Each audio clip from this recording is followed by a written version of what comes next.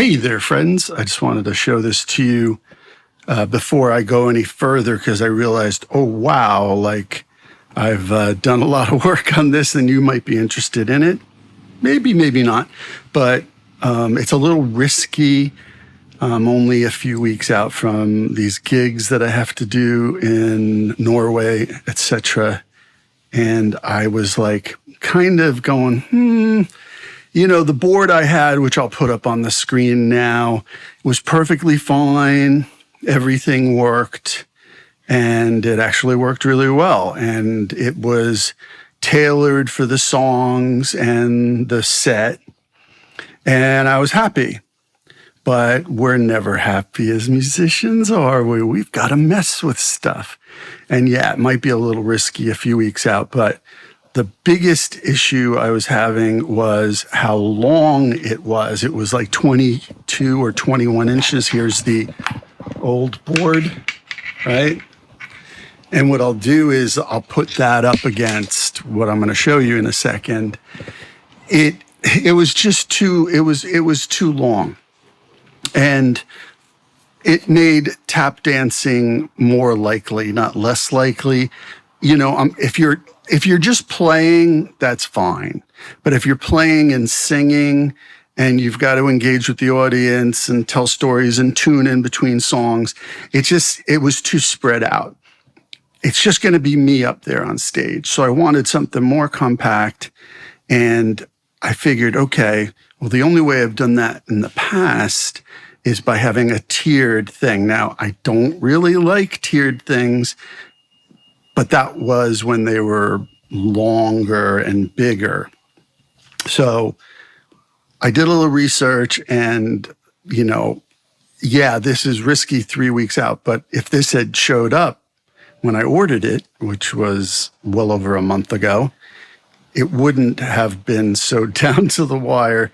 But let me show you what I've got going here, and we'll talk about it and compare it to the old one, and I'll show you why I'm really digging this, because I think this will work better. And now all I have to do is wire it up. So let's take a look. Okay, my chillins, this is what we got going. This is the gig rig. Somewhere here it says gig rig. There it is on the side. This is the gig rig single tier, and opens up there. One of the bonuses is this is always on. It's always on compressor, right?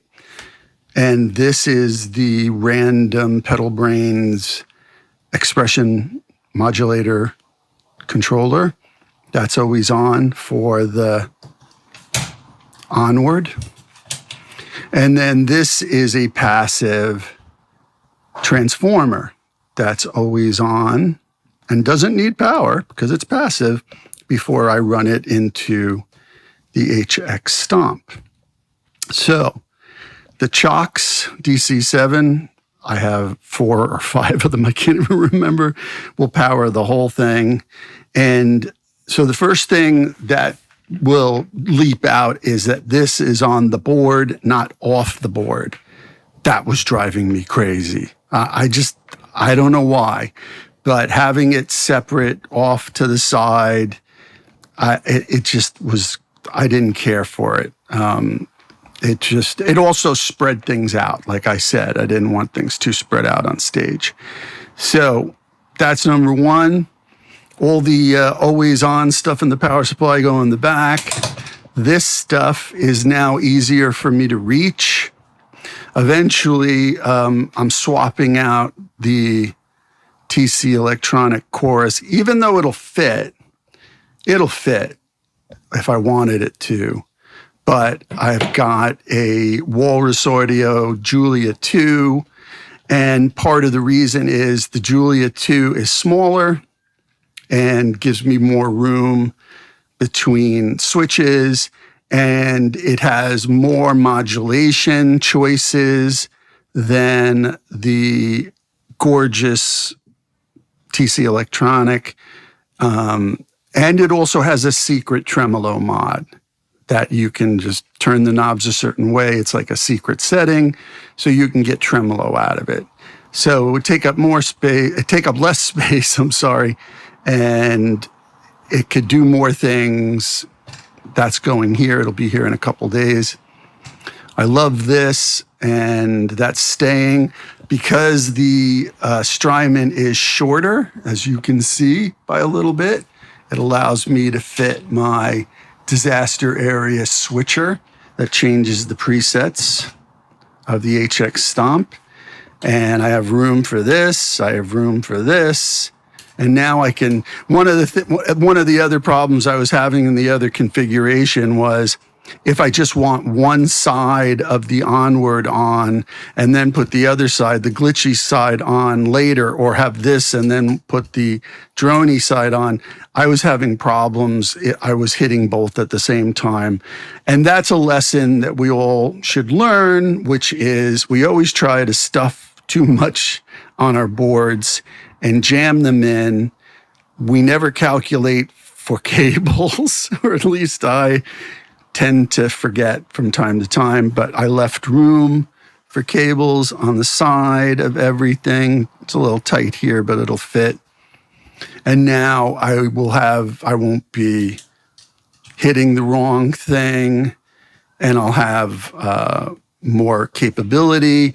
And this whole thing is 13 inches wide. Now that is, look at this. So this was the board I was using. If I line them up, it's not twice as much, right? But it's at least 6 to 7 inches longer, the old board, to that. So out with this, in with this, and it comes with this nifty top that you can clamp down with some sick padding on the inside, right? So that will go over the top and latch down to make it easy to carry. I mean, they thought of everything. They even put rubber bumpers on the bottom, so when I put it down, it doesn't scrape the floor, and I got a bag. And it comes with a gig bag. You got to pay extra for the gig bag, but so what? It's pretty cool. And yeah, so this will come in handy to put the whole thing together. I'm kind of excited about it. So now I'm going to wire it up. I'm going to put, some of these are already got cables in. That was just to make sure they cleared. But now I'm going to wire the whole thing up from pedal to pedal and do the power. And then I'll do a little demonstration for it in the next video for you to check out. So let's get a little aerial view. That's what we're talking about. Sorry for the outside noise. They're doing some road work still, which is why it's a good time for me to do this. And having the disaster area switcher is really handy to switch presets. Not that I'm going to do that much switching on this round of gigs, but you know, it could come in handy. I did initially want to have 4 pedals here, so 1, 2, 3, 4, and one of them was this width, right?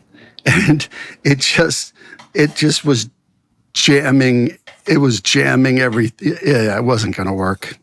So again, keep it simple. Don't overdo it.